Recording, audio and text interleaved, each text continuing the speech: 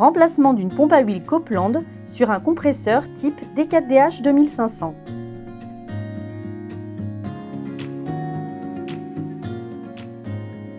Contrôle de pression. Vous souhaitez contrôler un problème de pompe à huile?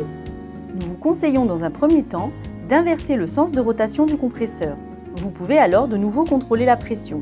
Vous avez également la possibilité de contrôler et ajuster le réglage grâce à la vis étoile qui se trouve sur le côté de la pompe.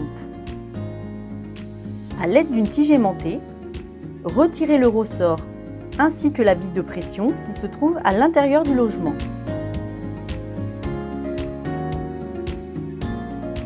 En jouant sur la tension du ressort, vous avez la possibilité d'augmenter ou de diminuer la pression de la pompe.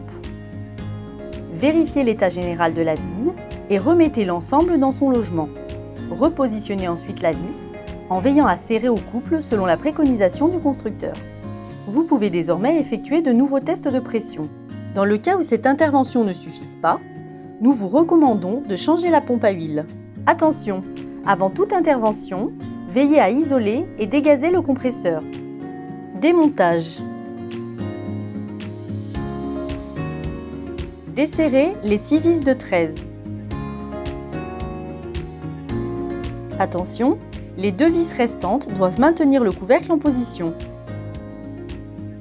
Donnez un léger coup de maillet afin de décoller le joint.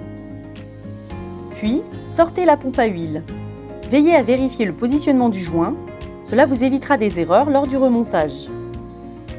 Nettoyage. À l'aide d'un grattoir, décollez le joint, puis procédez ensuite au nettoyage des portées à l'aide d'un papier de verre afin d'enlever tous les résidus. Remontage. Placez le joint sur la nouvelle pompe à huile. Vous pouvez alors positionner la nouvelle pompe en veillant à ce que l'axe d'entraînement s'insère sans effort dans le logement du vilebrequin. Resserrez les vis. Un pré-serrage à la main permettra de s'assurer d'être correctement positionné. À l'aide d'une clé dynamométrique, procédez à un serrage en croix des 6 vis afin de s'assurer d'une mise en place optimum. Veillez bien sûr à respecter le couple de serrage préconisé par le constructeur. Une fois l'opération terminée, procédez à la remise en route et vérifiez le bon fonctionnement de l'ensemble. Nous vous conseillons de jeter un coup d'œil sur l'état de votre pompe endommagée. Cela vous donnera peut-être d'autres éléments sur l'état de votre compresseur, par exemple l'usure des engrenages, la présence de particules métalliques, etc. Profitez-en également pour effectuer une vidange d'huile et changer les cartouches déshydratantes. Vous avez un doute? Nous sommes là pour vous guider, n'hésitez pas à nous contacter.